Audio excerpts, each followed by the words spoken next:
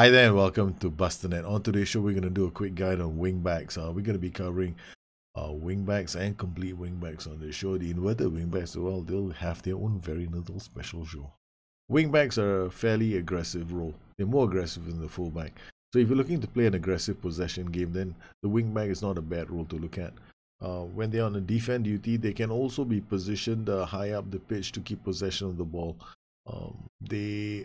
On support duties, well, you can expect them to be involved in transitions whenever you go attacking. In attacking transitions, they'll be more aggressive, they'll be high up the pitch. So you're going to be looking at these kind of things in transition. So how do they move compared to the fullback? So we have got a wingback on attack and a wingback on support.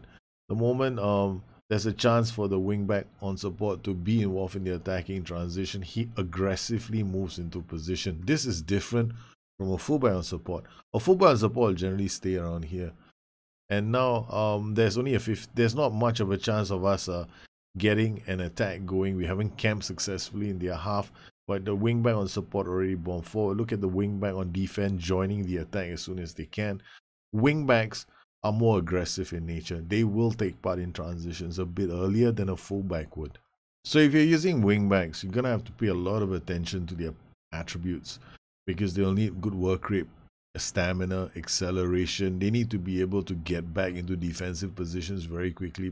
The fact is, these guys are aggressive. They get a chance to move forward, they move forward, and they bomb forward, and then that leaves this huge gap behind them. The what we call the vertical. This is the channel between the defender and the wingback. It's a huge channel that opens up. Now, if they lose possession of the ball, they got to run all the way back to get back into a defensive position. That will happen with a wingback on support. So if one were to use a wingback in a tactic, they got to be very careful about how they set their tactic up. So if I wanted to play a lower line of engagement, a standard defensive line, and I have wingbacks, my wingbacks will still bomb forward, right? But because I have a lower line of engagement, these boys are going to start closing out in our own half. This means that during an attacking transition, the wingback has to come from this position all the way to this position, and he's going to do that regularly. So you're going to be very careful, because this guy is still going to be up there. Look at him tracking all the way back. He's still tracking. Somebody has to step in to do the closing down, because he's going to keep tracking to where his defensive line tells him to track to. So the options of using a wingback are pretty simple. You can use a wingback in any system you set up, right? You can play an aggressive style of football, but you're going to have to remember that if you want to regroup, which is basically a defensive instruction, then probably your side midfielders, or for any tactic, the players who are in front of the wingback, they're going to have to be a good screen. They're going to have to come and give the wingback a small little assist to go and close down other players, so that the wingback isn't always caught out of position. Wingbacks on defense, they will not go to the byline. They'll help your team keep possession, and they'll hold their position, unlike wingbacks on support, who will look to get down the line to try and cross the ball. Whereas the wingbacks on defense, they tend to cross the ball from deeper positions. For all our fullback roles, it's a good thing to try and understand what the duties do. Whenever you have an attack duty, he will try and go down the flanks. If you apply the cut inside or the underlap shout, they will try and cut inside, or they will try and underlap. Now, some underlaps are a bit more. I don't really like underlaps for fullbacks anyway, but I only like it for the inverted wingbacks who do it like automatically. Support duties, well, they will consolidate before going down the flank if they control midfield. So if you'll notice that they're always like tagging along. Once you're in the opponent's half, you got some control of it. Fullbacks will wait for you to, like, your total control of the pitch, and they may not even overlap if a suitable opportunity doesn't present itself. But whereas a wingback on support, as you saw earlier, he gets half a chance, he's just going to bomb forward. So you have to understand all this. Now, sit narrow is an instruction, is what I'm going to show next. When a wingback is sitting narrower, he's not going to hug the lines. So he's going to hold his position, and he's also going to try and pass the ball inside. It's an instruction that I like to see. It does lead to some congestion. You just have to be aware of what it does. It's a good instruction to use if your team isn't particularly good at keeping the ball. And it's also a great instruction to use if you plan on hitting early crosses. Now I'm applying the overlap instruction on the wingback on the right and on the wingback on the left, you notice the high positioning he has taken up. It's not for the faint-hearted, right? So he's not using the sit narrow instruction. This huge gap will open up. So if you want to use the overlap instruction, you got to be very careful. You got to understand what the overlap instruction does. And because he's a wingback, he's more inclined to bomb forward. So now you've got a overlap instruction. He's even higher than his starting position, which means that if he's going to have to defend, he's going to have to come a long way back. Now, is it possible for you to use overlap with this instruction? Of course it is. Then you just have to remember you can't afford to lose the ball. So you're going to have to play a strategy of football that's very akin to how sides like Liverpool or Pep Guardiola's Manchester City do it, which is they don't want to lose the ball when they have it in the opponent's third. The thing about wingbacks on overlap is when you get the ball, and if they receive the ball, they're going to have players in close support. So this is our wingback on defense, this is our wingback on support. Now, the only way that's going to work is if your players have got good off the ball, right? Or if you're not such a good team, then you're looking at using instructions like sit narrower on individual wingbacks to try and bring them in a bit closer so they're not so far away. Then other things like, or maybe I shouldn't be playing so wide, I should be playing a bit narrower so my players are closer together. So these are the things that you can do to encourage your team to try and keep the ball a bit more effectively, so that if you do decide to go overlapping with your wingbacks, at least they have options to pass the ball. Because the worst thing you can ever do is go overlap, thinking is a great instruction, and then discovering very quickly that your wingbacks have no passing options. The moment they go out, either nobody looks at them as a outlet for the pass, or when they do get the pass, they lose the ball. So here we have the ball. We have the ball in our half. We're playing fairly wide. There's no sit narrow instructions on the boys.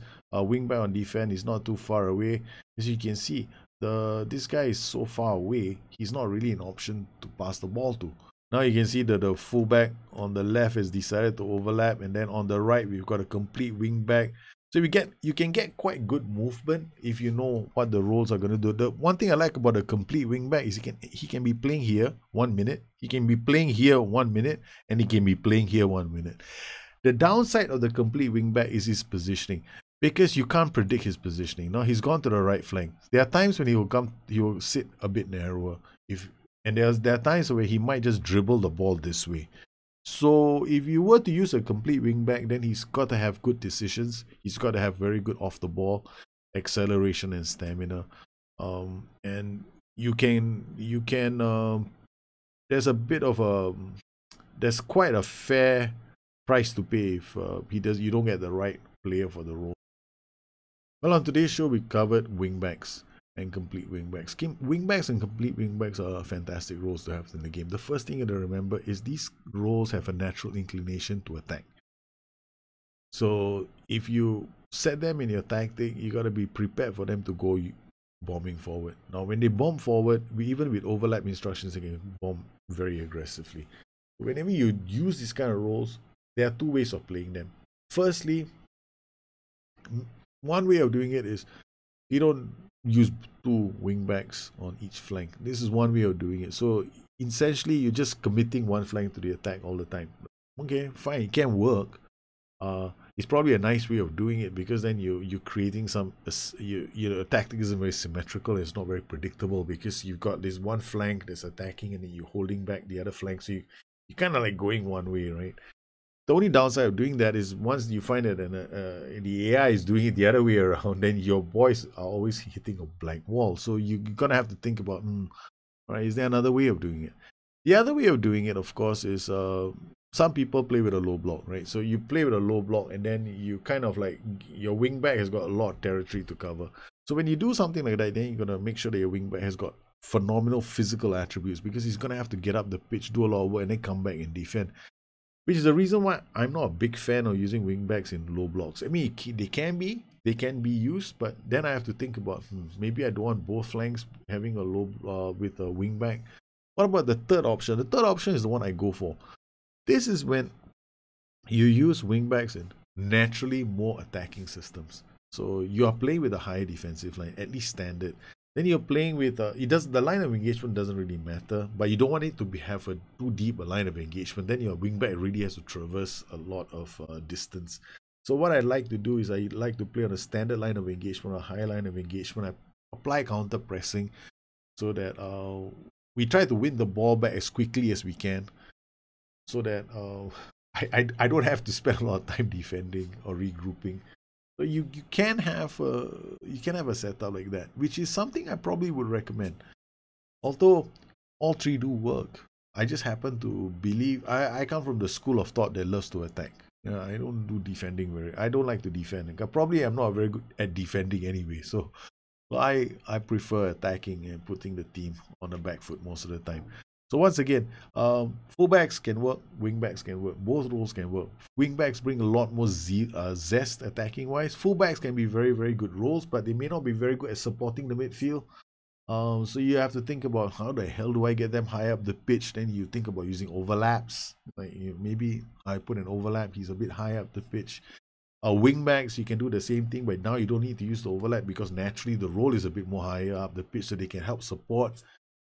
If you don't want them to go down the flanks, the wingback on defense is perfect to help you recycle possession. The wingback on support or an attack, he's going to be bombing down the flanks just like a complete wingback would, except complete wingback, you don't know which way he's going. So the roles are fantastic. You just have to get accustomed to the roles and know what kind of attributes that you need for these systems to work. Well, I hope you enjoyed this short little guide on wingbacks and complete wingbacks. If you have any questions, please look me up on Twitter at Bustthenet or addicted2fm.com. My website. Once again, I want to thank all my patrons so they continue to support this channel and make this kind of shows possible for the rest of the community. You guys take care. Have a good one. I'll see you again soon.